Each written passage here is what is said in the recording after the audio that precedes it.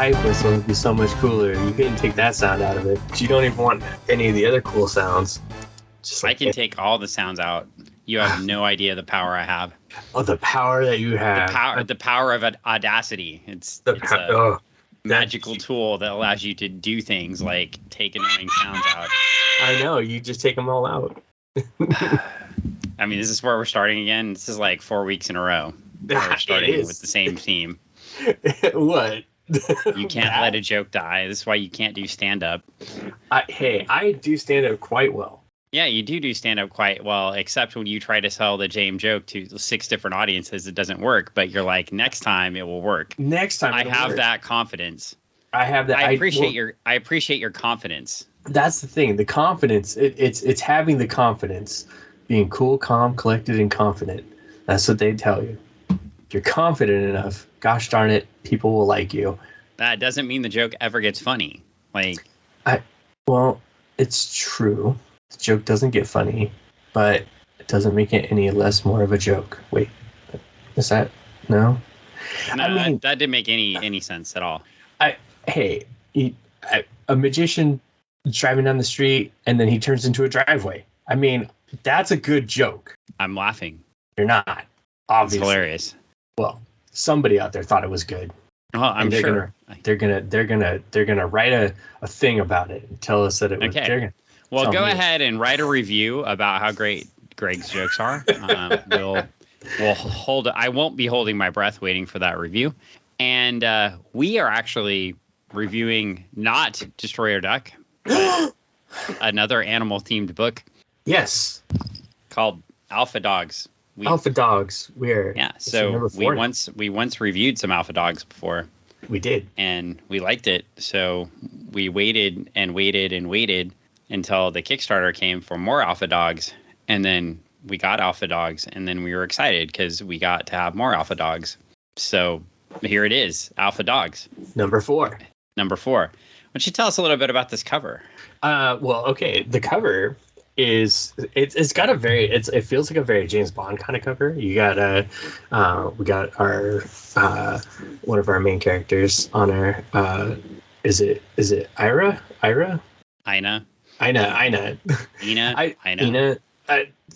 I'm so bad. So when I'm reading this, I'm still trying to get used to these stupid glasses.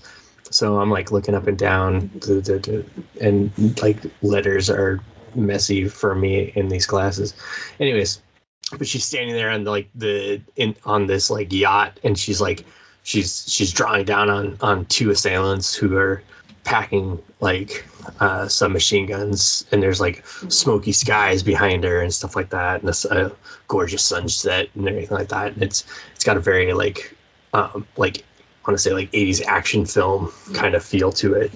Yeah, I really like the cover. And by the way, we covered Alpha Dogs 1 through 3 in episode 306. So if you want to go back and find out what happened in Alpha Dogs 1 through 3, you can go right back there. But what we can tell you is in Alpha Dogs number 3, we left Ina and Cyrus and Buck had been shot. Buck had been shot. Guys that looked that had weapons just like this, and Buck didn't look too good. He did not. It looked bad.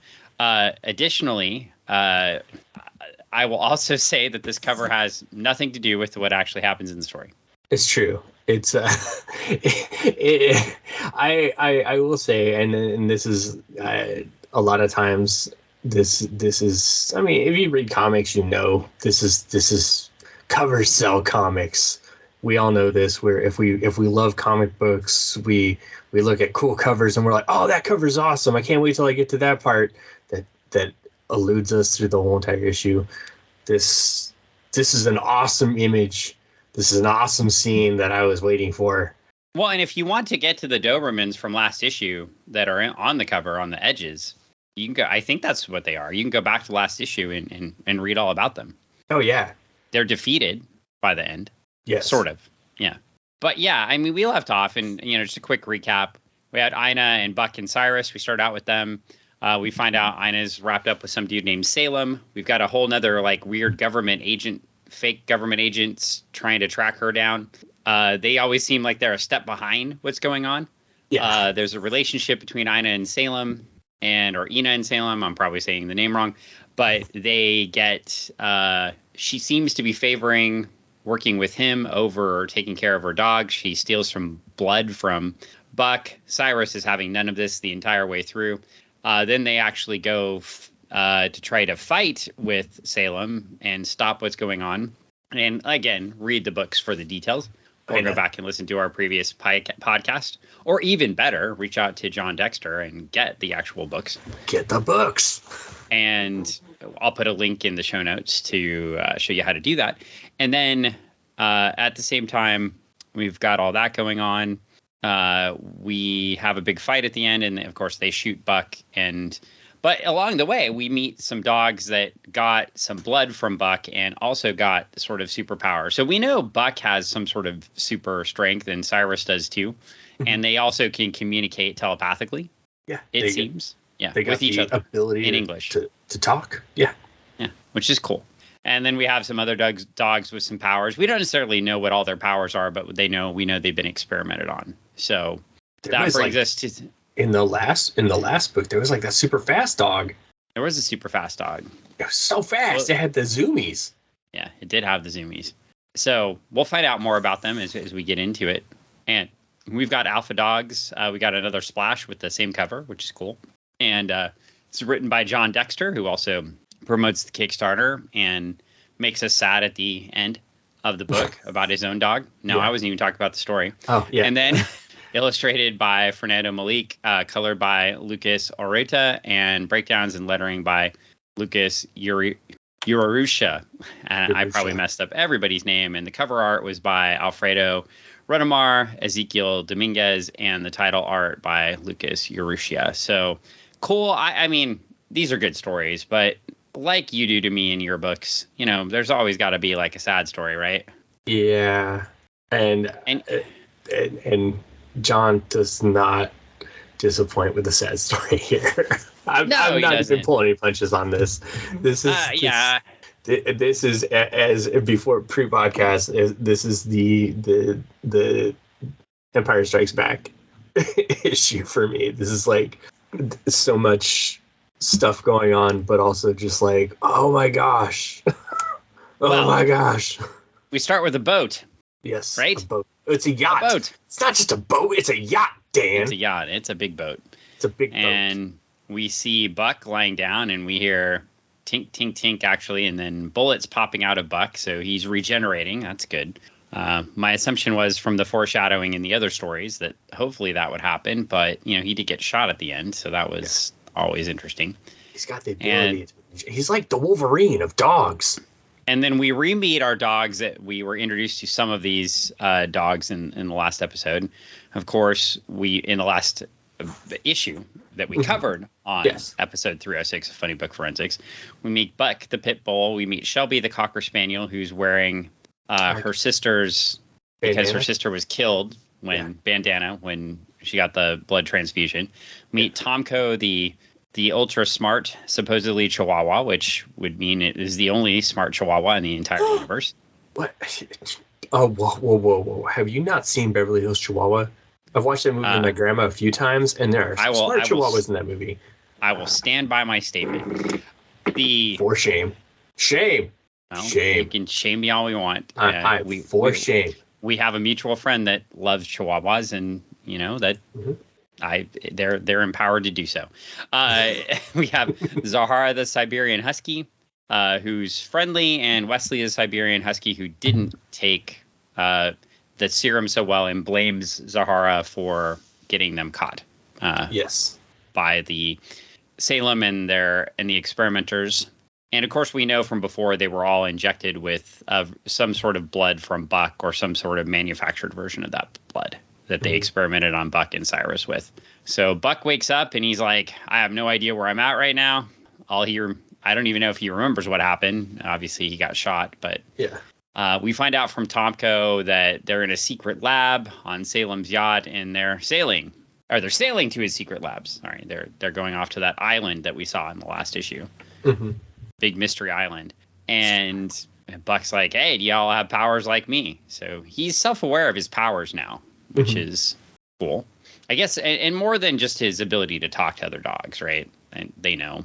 And Tomko's explaining. Tomko's giving us the exposition in the story, telling us all that they've been experimented with blood cocktails from him, and apparently he talks very strange. And Shelby's like, yeah, he likes sounding smart.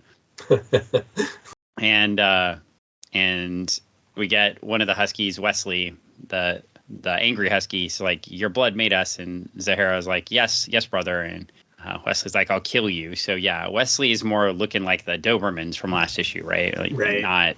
Not so, and less self-aware than Monto, who, if you'll remember, is the big other pit bull that they had to fight. So yeah. And that's so if you're looking at good guys and bad guys here, the good guys are in the cages and the bad guys are out of the cages. Mm-hmm. Yeah, is that a fair assessment? With the exception of Wesley, and they don't know what to do with Wesley, right? Because Wesley's sort of in between. Yeah, he's just a bit of a loose cannon. I'd say he's almost a chaotic evil. Yeah. So they don't know what to do. Yeah, because the blood it's messed up his brain. Yeah. And Tomko lets Buck know that a few of the dogs have suffered side effects of the serum. And if you remember from last issue too, they said only 3% of the dogs were surviving the transfusions. So that's what happened to Shelby's sister and a lot of other dogs. Specifically, they said they told the people not to get close to the dogs because they didn't expect them to last. So as far as animal experimenters go, I'm not real impressed with these folks. They're not my favorite people. They're not good. And we have Monto walks in with Cyrus, and first off, sorry, we find out that Tomko's memorized the number pads. Yeah. So he knows theoretically how people could get them out. And then here comes Monto, and he's like, there's no escape from us, Buck. You belong to Salem now.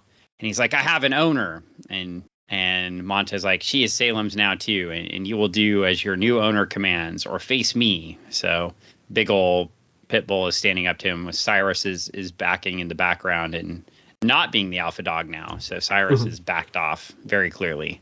Yeah. And Buck pleads with Cyrus to help Ina, but he just walks away. So the dogs are trapped. We haven't seen Ina at all since Buck was shot.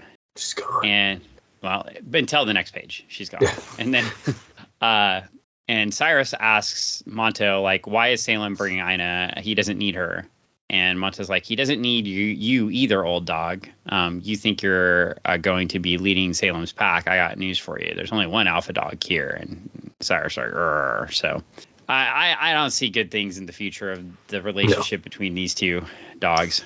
But we finally get to Ina, and honestly, I don't know why he brought Ina. I guess they were in love, but then she attacked his compound. So, yeah, I guess they were theoretically in love. I mean, she kept going back to him, but she was also concerned about the whole cancer and blood experiments and everything that we saw in the previous issues. So, anyway, Cyrus decides to ignore Monto and stand up and rips the door open, and now Ina can escape. Yeah. Yeah. And Ina's like, are we escaping? And Cyrus is like, yes. And she's like, there's a motorboat attached to the yacht. We'll free Buck and then we'll escape on it. And she looks back and Cyrus is like, oh, hell no. He's not going to be fooled again. And she's like, you're not coming. And he's like, no. And he's like, yeah, I'm staying. So she hugs him and he looks relatively annoyed by the hug. Yeah. Is that a fair statement? Yeah. And he's like, go before you caught. But he's like very regretful of this because he's not trusting of her anymore because he called everything out previously, right? And Buck was the more ignorant one, and he was sort of the more, not dumb. Buck wasn't dumb. He was just ignorant to the world, right? He's very trusting. Yeah, he's trusting. And Cyrus is like hey, you can't trust humans because they do bad things. And he watched the blood draw and everything. And so, obviously. Yeah. And so now it's up to Ina, I will keep messing it up throughout the whole book, to escape, and she knocks down a big fat soldier who's guarding the dogs, and has a gun too. So where'd she get the gun from? I think she got it from, I don't know where she got it from. Maybe she got it from the guy? I don't want to know. I don't know where she got it from. She didn't Looks have like it the before. guy's holding the gun. Well, maybe she had one. I don't know. Well, anyway, she uses the gun to knock the dude out, and Tomko knows the code, so he blows this. He uses his breath. It must be cold on that yacht. He uses his breath and paints the number there, and she lets the dogs out. Oh, she lets Buck out. She lets Buck out. Sorry. And then Buck's like, you can't just leave all the other dogs here. And Wesley's making fun of him for obeying Ina, right? Like, oh, you poor dog. He's like just making fun of everything. Because Wesley's just done. Right? Yeah. That's a fair statement. He's an angry dog. He is. He's not a happy boy. No. And so she knows to head to a room with a lot of weapons. Mm-hmm. Or do they just stumble into that room? I think she kind of probably knows where things may be on the yacht. It looks like. I mean, she's got a good sense of direction. Well, very good sense of direction because she stumbles into a whole box full of hand grenades. Yeah. And she grabs one and tosses it into the engine room, which seems like a terrible idea.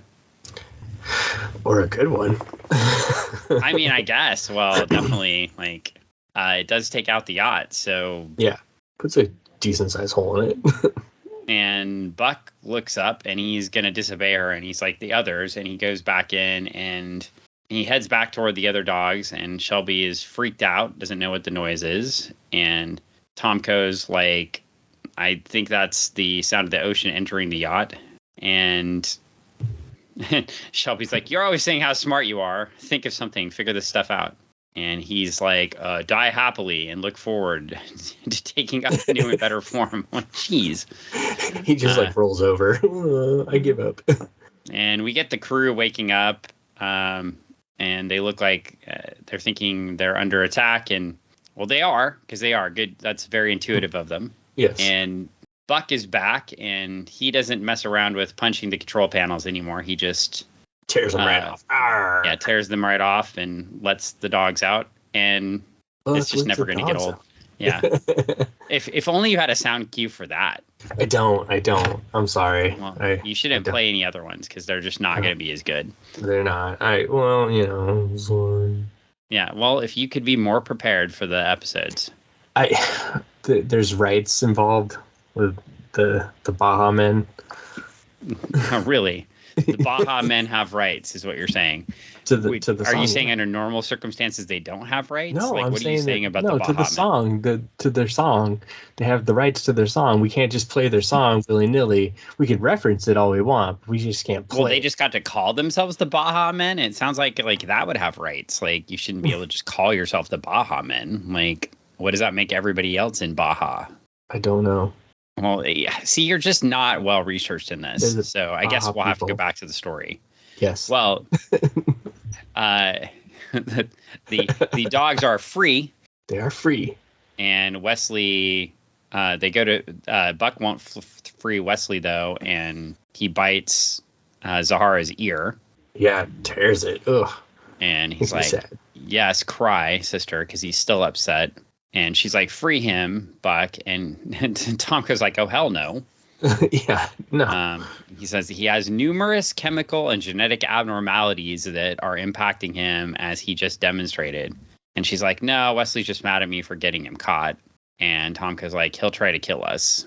And he says, sorry, Zahara, everyone follow me. And he says, yes, let me out, sister, with some mad hatred in his eyes. And she's like, I'll return to free you, Wesley, no matter where Salem takes you, I promise. And he's like, lies, lies, lies. Sounding up for, I feel like we're setting something up for the future here. Mm-hmm. Possibly. Possibly. It seems like it's set up for the future. Yeah. Well, can we just pause for a second and talk about the art for a second? Oh, yeah. I think the art gets better every issue. Oh, yeah, totally. I was looking back at some of the early issues, and not that it was bad, right? The art wasn't really bad. No, it was still cool. I think Fernando Melek's art was really good. And maybe I just think I think the dogs, right? They just keep looking better each time. Yeah. I just want to put the compliment out there. Totally hit his stride with doing the dogs with their characters. They got distinct character, display of character with the way that their expressions and stuff like that. They each have their own character expressions and stuff. And even when he draws Monto and Cyrus side by side, they basically have the same colorations, but you're able to easily tell who is who. Yeah. And there's a really nice distinction about that, and that's really cool. And I think even the way he poses them, looking at this next page, when Shelby and Tomko go another way, they don't go the same way as Buck because, of course, Tomko knows the best way because he's the smartest dog. Yeah. Yes. And they run into Monto, and the way you see them backing down, and that's a hard thing. That middle panel is a hard 2-dimensional panel to draw. Oh yeah, because it's got action in it, and it's hard to draw action like that, but you can see it. Yeah, and the shadows are amazing. Oh yeah, like the shadows show like them leaning back on their haunches. It's just good stuff, right? Yeah. It's really neat. And we haven't talked about the art a lot when we've been reviewing these, and even the last few issues, because, well, we had Jack Kirby, so it's just like all of the art is good. All the art is good. The last few issues we reviewed of Destroyer Duck, but this is really I like the way he uses the shadow. I love when Monto jumps, the shadow underneath, and the shadow seems to stay consistent with what the shadows were in the previous panels. Yeah. So yeah, good on. This is good stuff. I really like it. Yeah, there's like a fear in Shelby's face and stuff like that in that bottom panel. Yeah, and what I will say too is, and what we're not covering in the story as we're talking about the beautiful art is Shelby and Tomko are now running away from Monto, and he's like, "You're not leaving here alive." So they head off. We've got Ina getting into the motorboat, and of course Buck and Zahara follow because pit bulls and huskies are smarter, and then Chihuahuas. Tomko is so smart. Yeah. He knew the fastest. Name 5 smart Chihuahuas you've met. Wait. Dog? That's not fair. Name 5 smart Chihuahuas you met that also aren't ready to kill you at a moment's notice. The Taco Bell dog? Yeah. The dog from Beverly Hills, Chihuahua? None of these are real dogs.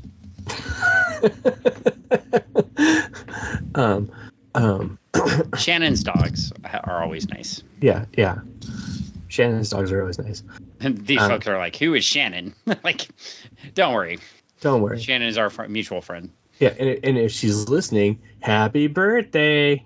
Oh, well, there we go. Yeah. See? And I will say though, I have most Chihuahuas seem like they want to murder me upon sight. It's true. The dog that always wants to murder me is a mini pin, but mini pins are very closely related to Chihuahua because they're like mixed breed Chihuahua. You gotta use a Chihuahua to get a mini pin, but mini pins look like little W's, and they always look so cute, and you want to pet them, but they want to bite me.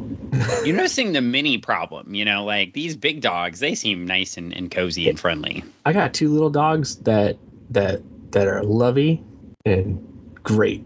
They're 100% better than my dog. Although, well, I mean, they're very different dogs. They're very different dogs. But I'm just saying, I mean, and you've known me for a long time. I was never a little dog person.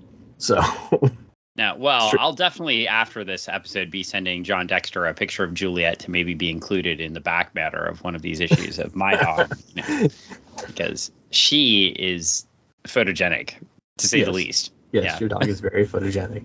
I always appreciate a photo of your dog. Yeah. So she's actually annoyed right now. She's sitting back behind me right now, hiding. I locked her in the office to do the podcast. She's annoyed. She's being very quiet. Well, that was the goal of bringing her into the office. But here we go. Ina's like, I can't wait any longer. So they leave. And is that Salem there? It's like, how do you figure Ina was able to escape Cyrus? And Cyrus is not answering, just looking at her leave. So I believe he's probably figured it out. And Monta is chasing Shelby and Tomko. And he says, you have nowhere to go, Mutts. And while he can't run fast enough, he's gasping for air. Tomko's like, I'm no mutt. Because, he's super smart. We get it. We get it, Tomko. We know. And he's like, Shelby. And Tomko's like, mine, got you. Except Shelby grabs Tomko's collar and jumps. And we're learning more about Shelby's superpower. And we find out that Shelby can jump long distances, which is cute and adorable in the most adorable way possible. And yeah, Shelby aims for a piece of wood, and Tomko's still talking as they're going. He's like, Tomko's like, it's too far away. Your farthest jump is 200 yards. Shelby's like, watch me, smarty. She didn't say smarty. I added that part. And like, told you so. I'm close enough. And they swim to the piece of wood, and now they have a small raft to float on as they float out into the water. And all is okay for now unless a shark comes to eat them, because Tomko has missed her positivity. Yeah. Tomko is just not very positive in this issue. He's a pessimist, you know. Well, he did say he's like he has the what is it, the essentially the brain of an adult person, right? So he's like, I'm throwing a fully formed brain of an adult person into a small dog, and you've got a pessimistic kind of, you got somebody that's just like, oh gosh, so great, you know. He's like me at work. Like, it's the worst. Everything's it's just what it is. Oh great. Well, we go back to the boat, and Ina is driving off with the two other dogs. So we got Buck and Zahara, and Buck and Zahara are having a nice conversation while the boat's being driven. And Buck's basically like, or Zahara's like, live with you. It's you and your owner's fault. My brother is not himself anymore. And Buck's like, no, Salem did this to you. And he's like, you could have stopped him. You didn't want to disobey your owner, did you? And he holds his head down because he did let her draw the blood. Just, if you'll remember, when the blood was drawn, he had been jealous of Salem, and he had bit Salem, right? And so Ina finally calls him Bucky Boo again or something like that. And he's like, oh, and then he lets her draw blood. And then he gets upset because she's stabbing him with a needle. And Buck says, hey, she made some mistakes. All humans do, but my owner is kind. She will take care of you, Zahara. And Zahara's like she took care of you, picking her new boyfriend over you and Cyrus. And she's like, everyone out. And she looks at the two dogs with this look. Oh, this look. And we were like, Malik's art here, again, just on point. Like, on point all the way through the issue. Yeah. And we get to the next page, and Buck says, where will you go, Zahara? And Zahara's like, I don't know. I will never take another owner. He says, not all humans are. And as he's starting to say bad, Ina shoots him 3 times. You're gonna break up this very serious part of the comic with your stupid noisemaker. I have to. It's freaking sad, dude. She shoots him 3 times. Yeah. And looks at him and goes, I'm sorry, I can't have you following me. We're safer on our own. And just leaves her loyal dog on the beach for dead, which she doesn't. I don't know if she knows or not whether or not he can die. I guess she must not, but she didn't see the bullets come out last time. So I don't know what she knows, but clearly she's trying to get him not to follow her. I do think it wouldn't have been simpler for her just to say, like, I'm not your owner, go away with Zahara. Yeah, like, you know, instead of, she did not need to shoot him. Like a very, like, what was that movie where he's like, go, leave me, go away. Yeah. Get out of here. What was that movie where you say, go away, get out of here? I don't love you, dog. Get out of here. Oh, I don't want to talk about that movie. Okay. So, anyway, wow. Yeah. Well, anyway. It's a painful panel. Yeah. I don't like her anymore. Yeah, she's bad. She's bad. I didn't really like her before as much. Yeah. Yeah. Well, now we don't like her. Now we go to the next page, and here are paramilitary bad guys, and they're rummaging through her apartment, and they find a picture of Salem and Ina together, and they're like, oh, that dude's been paying us to keep him out of prison. Haha. And they're like, what in the world, what in the hell is Salem doing with Ina? And he's like, we're going to find out. So we're set up for the next issue. To be continued. If I want to read anymore. But you do. You want to find out if Buck's gonna pull through, if he's gonna be I know Buck's gonna be okay, so I don't have to get to the next episode to pull through because I know he's gonna heal and be heartbroken. You want to know if the dogs on the raft make it to land. I guess. You want to know if Salem is still on the hunt. I want to know if Han Solo will get unfrozen from the ice block. Yes. You mean the dog in the kennel still? I don't know. I don't want to know anything now. I'm stupid. Yeah, I know. And then after this, then we get the very sad. It goes sad to sad. He did announce this earlier this year too, but his dog Pig died on March 22nd, 2023. It's very sad. He's not a young boy. He's 14 years old. Mm-hmm. And he died of cancer. So there's some of which you can see in the story about the cancer research. Yeah. And he was, of course, the inspiration to the story in the Alpha Dogs. But yeah, so I'm not saying this is a bad story by any means, because it affects me in a way that makes me sad.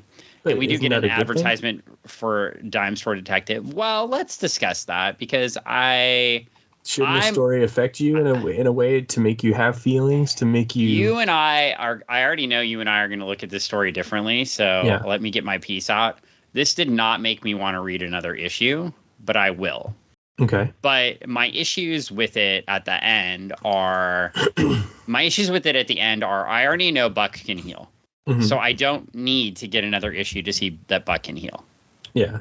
I don't care if Ina walks away, and I don't care what happens to her now. For all I care, by a bus. She gets captured hits by a bus. Yeah, right, whatever. These paramilitary guys that have been chasing around this thing through the issues, kind of wondering what they're all about. So, I mean, but I don't know that they've been built up enough for me to care about their mission or where we're going yet. Mm-hmm. And I did skim through the first 3 issues again too, just to look. But I think I'd just have to reread the whole first 3 issues, and that can happen with Kickstarter too, right? It's far enough between releases. You have to go back and reread. Yeah. Right. So I think there's that. I'm a little bit. Yeah, you're right. I'm sort of wondering what's going to happen to Tomko and Shelby. And, there is a subplot with Wesley and Zahara that's open there, and Zahara splits off going her own direction, hopefully to follow her quest. So it's weird because it feels like a natural ending to the story, and a sad ending. And then maybe, I know maybe room for side quests, right? Okay, well, so what's Zahara's story? So what's the story of Tomko and Shelby? So I think those threads are there. Mm-hmm. But it just kind of left me it left feeling it. Yeah. It left you feeling. Yeah. I mean, I will say I kind of like how this one ends where the first one starts. Mm-hmm. We find Buck on a beach shot. Well, and that's the other thing I always say about the wrap up too, though, right? Mm-hmm. If we're wrapping this fully up, there he is on the beach. He does have 4 shots in him. I'm looking at the first issue right now. Makes you wonder, how did he get shot? Was it her? Did she shoot him the first time and try to get away? Well, and it looks like that's got to be it, right? Because, and he does say, where are the others? I need to find them before that monster does. So it's implied in the other issue that they imply that that's the end of issue 3, right? But it's not. I think you're right. So we do get the thread back. Yeah, and I'm not even saying it's bad writing. The writing's great. Yeah. Yeah, I mean, the story threads are good. I think my criticism is more of just, as a reader, what am I hooked into next, right? Mm-hmm. It almost feels like it should have just ended here. To me, it's almost like that's sort of a throwaway. Like you could have gone him on the beach, right? And we have the same background as the guy finds him in the first issue too, looking back. So you could have almost just gone him at the beach, and the next panel is Buck walking away after the animal control guy finds him, right? And just telling us what he's going to do next. I've sworn off humans. I'm going to find Cyrus. I don't know, right? And you're right, it is in the first issue, but yeah, so maybe it's just that last page. I wasn't ready for the military guys. Like, I'm like, these guys are stupid. I don't care about that storyline anymore. I now want to find out what Buck's doing. And who knows, from a writer's perspective, maybe this was a rap story, maybe this was a rap issue, and then it was like, oh hey, maybe we got more stories, we can go on, we'll throw in this last page and continue the story. I don't know, but that's speculation. I think, like, from a storytelling perspective though, and this is where our views differ on this, is I think from a storytelling perspective, I find a story that hits you regardless if it leaves you with great feelings and you're like, oh my gosh, that was so good, I feel so good after I read it, or a story that makes you feel like crap, but it really hit you in a way that you weren't expecting. It did something. It stirred something inside you. It made you feel in a way. And it was but I'm not going to watch The Whale every week. I know you're not supposed to watch The Whale every week, but it's something that there's stories out there that are told for a reason, and it's because somebody out there needs to see that story, hear that story, or tell that story. And I think in Jon's case, he needed to tell this story because he was, he had a lot of stuff. Storytelling is cathartic for folks, and he was dealing with loss, and he's putting this out there in this format. But I feel like, in a way too, like you said, I'm not going to watch The Whale every week.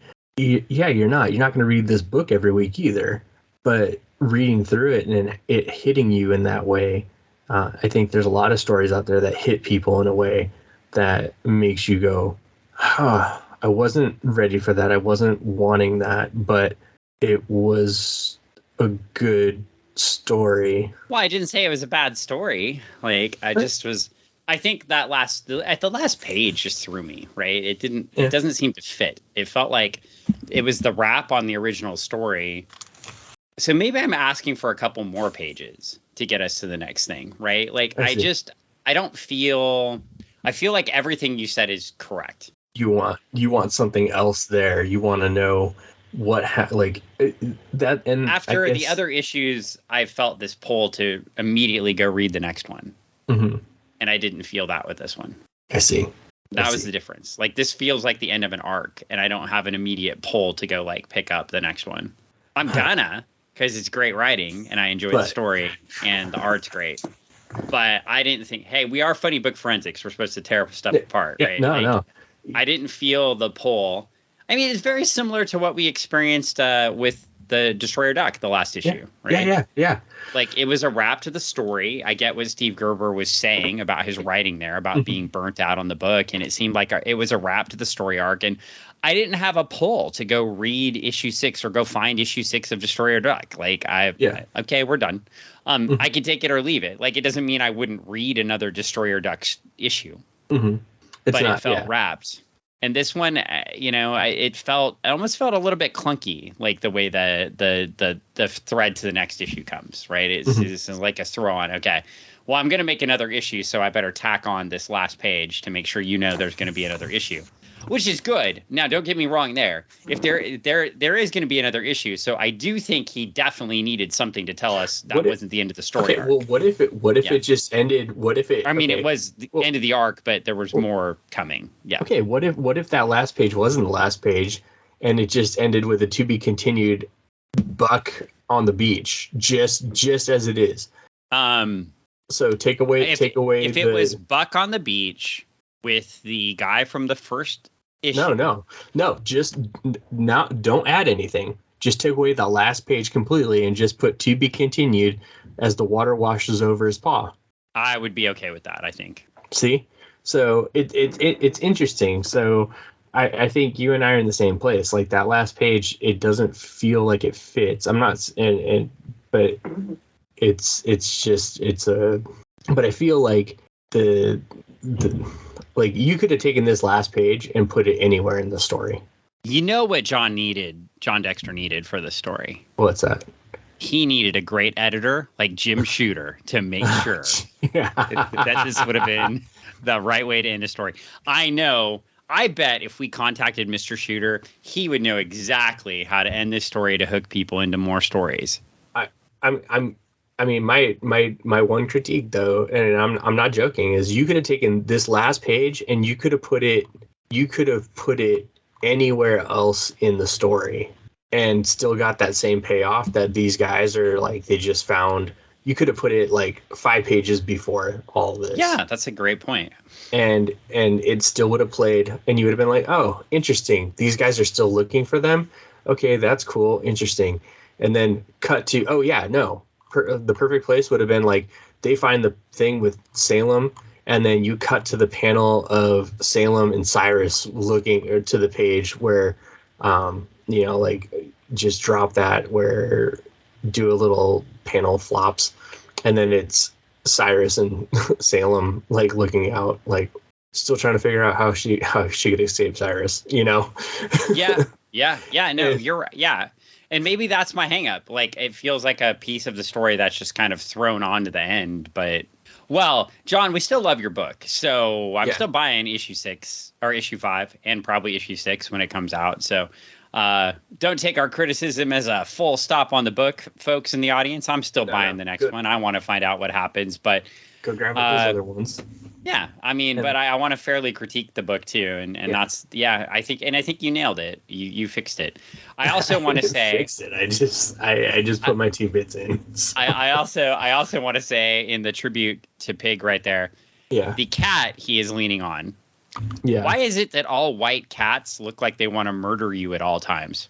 I don't know. It's good. But it's true. I mean, that cat looks like she is tolerating Pig. Sorry. Mm-hmm. Yeah. Tolerating, I think, is a good word. There's a couple of them where the cat is very much tolerating the dog and looks like is plotting to figure out what to do with that dog later. Yeah. Yeah. I will endure this right now, but it's on later.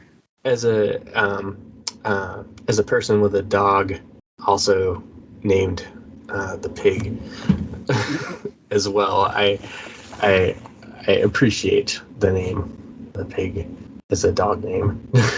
Well, we have Piggy Smalls in my house. You do have Piggy Smalls. That Piggy Smalls has another name though. Yeah, well, that was the name she came with, from when we got her from the place that we had rescued her from, and it just didn't fit. She's not a Valentine. I don't think that's not. She's not. But Piggy Smalls, she's she runs stuff. I agree with that 1,000%. That dog's not a Valentine. No, maybe a Val, but definitely not a Valentine.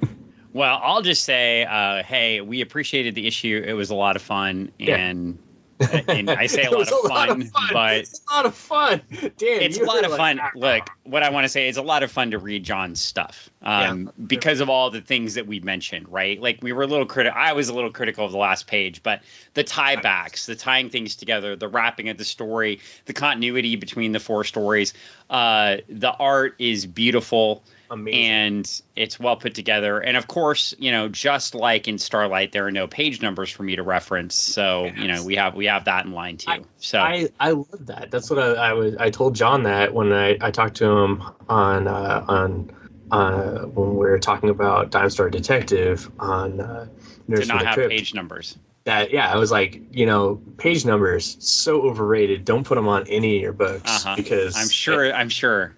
Now you're making me go back and listen to your other podcast so I can confirm that you never said that. I said, don't do it. I said, it's lame. Only cool people don't put page numbers on their books. Yeah, well, it's all the cool people. Well, you can go hang out with John without your page numbers. I'll just say, do you have anything to promote here, sir? Right now, Nothing. for the only thing I have to say is that just the norm, just talk about the shop, the Retro Emporium, and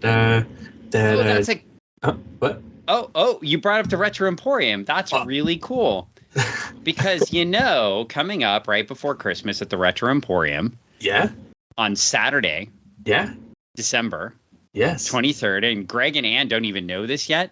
What? But we at the Retro Emporium Oh. are going to record maybe a podcast, but definitely the unveiling of the presents I've been promising Greg at the Retro Emporium. I don't have a time yet for you. Oh. But sometime on Saturday, December 23rd, Yeah.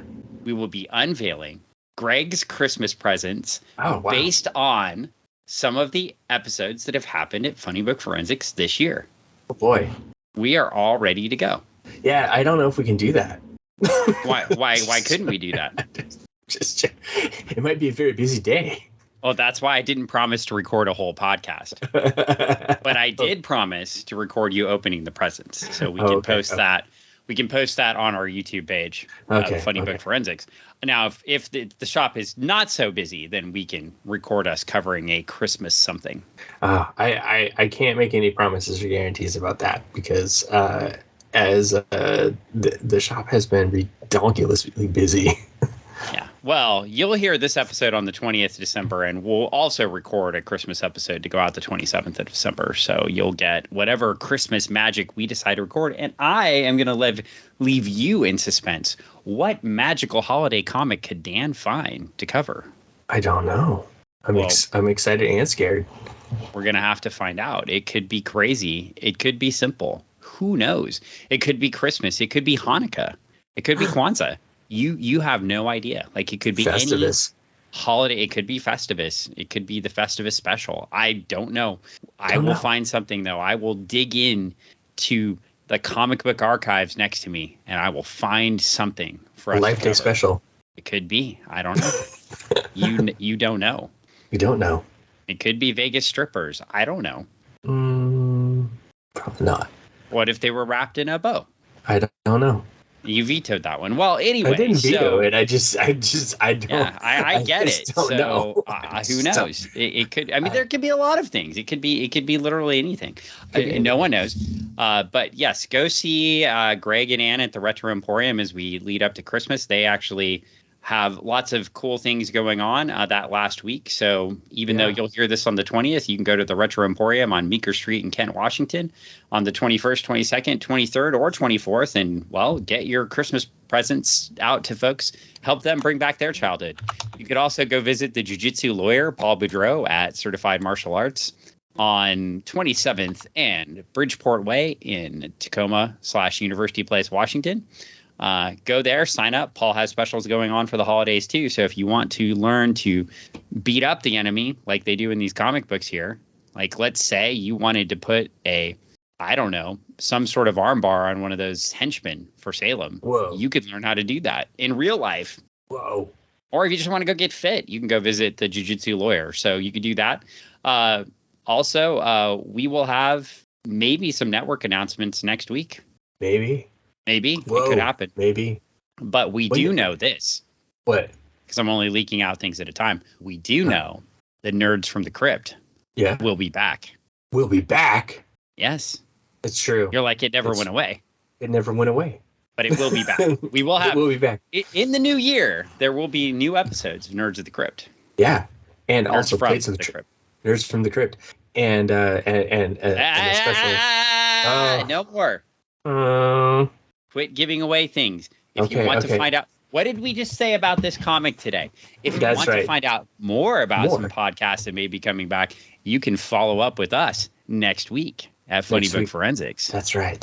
Hey, when does this episode go out? It goes out on December 20th. Oh, okay.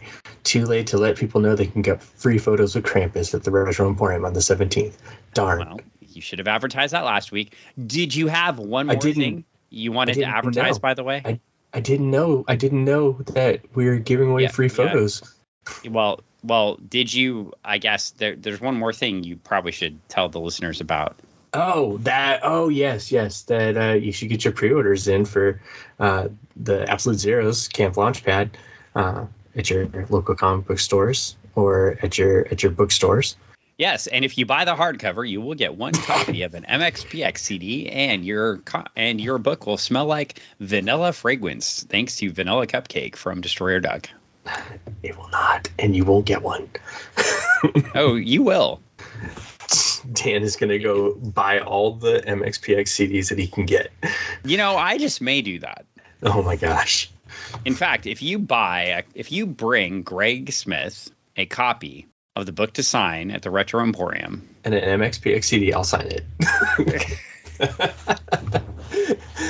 I mean, how much can an MXPX CD cost? I don't know. With the changes in digital media right now and the rising cost of physical media used to be relatively cheap. And as a person who sells it in their store, we sell CDs for $3.99. So wow.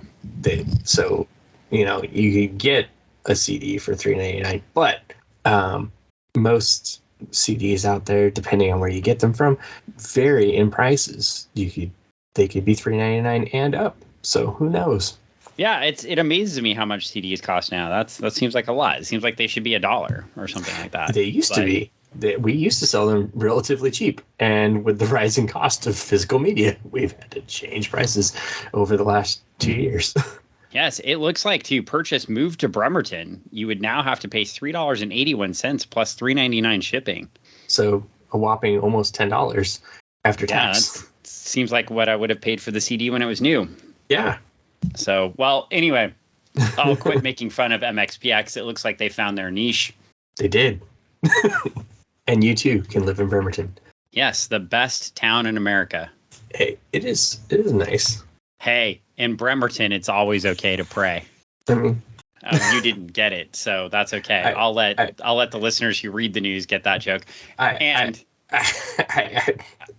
got the reference. I just wasn't taking the bait. Oh, wow. You just no-sold me. You know what? It's because you're trying to prove that my jokes are shitty and that your jokes are good. See, that's the thing. You're just going to no-sell me. Bam. You made fun of my jokes early on, right off the bat. You just don't want this podcast to be political, and I went there, and you're like, I'm not going to say anything. Well, I think we probably should end this podcast. The coach left the community. We should end this podcast. So I mean, we should end this podcast. I think it's dead. It's as dead as Buck. It's dead. Buck is not dead. Don't say that. It's as dead as Buck is not. Dead as Buck is Which not. means we're coming back. All the bullets are gonna pop out of us, and we're coming back next week. Pop, pop, pop. Click, click, click. All right. That's it. We should not talk about any more things. Bye. All right. Bye.